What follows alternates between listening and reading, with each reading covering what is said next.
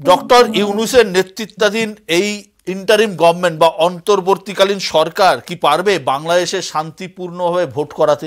বাংলাদেশে শান্তিপূর্ণভাবে ফিরে এসছে, এই জন্যই আমি আপনাকে বলছি যে আপনি এসে দেখে যান।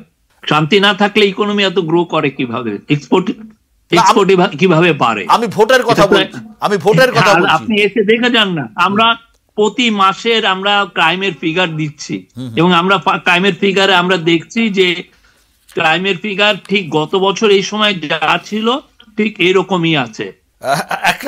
অনেকে বলছে, এখানে অনেকেই বলছে, আমি জানি না কতটা ঠিক কতটা বেঠিক, আমার সত্যি জানা নেই, আমি বাংলাদেশ গেলে জানতে পারবো।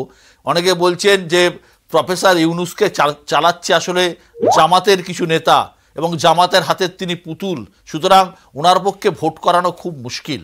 আমরা এই আপনাদের থেকে অনেক বেশি শুনছি।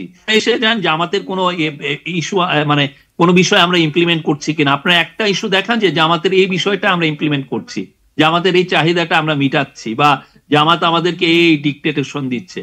আমরা প্রফেসর ইউনূসের এটা ইন্টারিম গভর্নমেন্ট, এবং এই ইন্টারিম গভর্নমেন্টে যারা আছেন তারা অনেক তাদের স্ব জায়গায় তারা এক্সপার্ট ছিলেন, কেউ টপ ব্যুরোক্রেট, কেউ টপ অ্যাক্টিভিস্ট, এবং তাদের ভালো রেকর্ড আছে। তারা জানেন কিভাবে দেশকে চালাতে হয়। তাদের কোনো পলিটিক্যাল পার্টির সেই প্রেসক্রিপশন নিতে হয় না।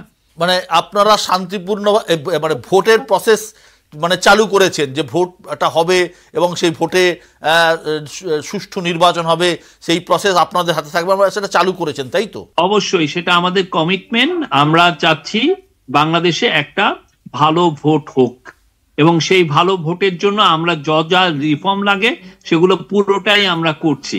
এবং আপনারা দেখবেন বাংলাদেশের ইতিহাসে সবচেয়ে ফ্রি, ফেয়ার, পার্টিসিপেটরি ইলেকশন হবে।